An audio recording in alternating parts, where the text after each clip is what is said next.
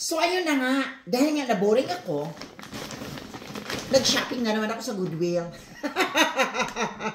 Alam niyo na talaga, no? Pag wala talaga ako magawa dito mga laga sa Amerika, nag-shopping talaga ako kasi ito yung parang pampatanggal ko ng ano. So, ito, nagustuhan to ni Roberto kasi kailangan daw niya. So, aywan ko anong ilalagay niya dyan.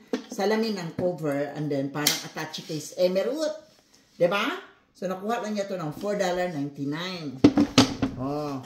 Bah! Nakakuha ko ng tagtaran, day. So, siya lang aking tagtaran. No? Kasi, $1 lang.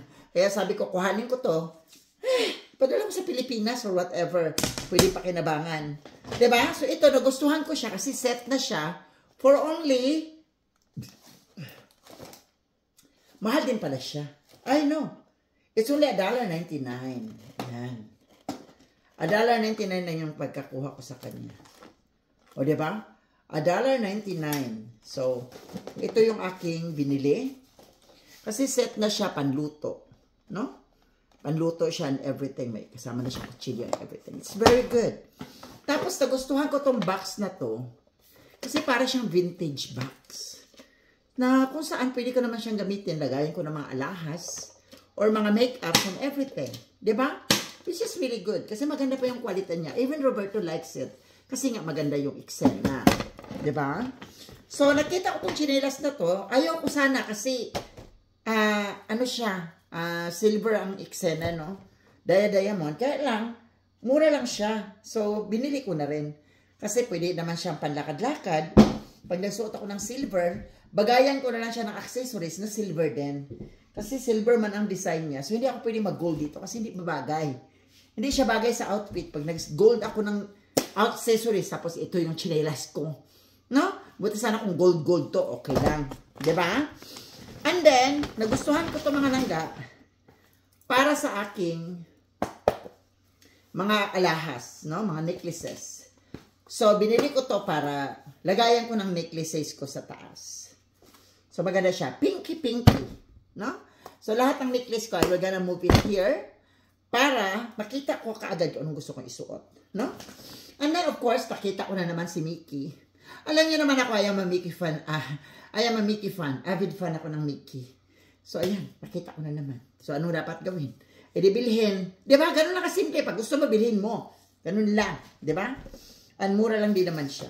Tapos, nakita ko tong shell na necklace. May shell din ako na necklace na nabili last time.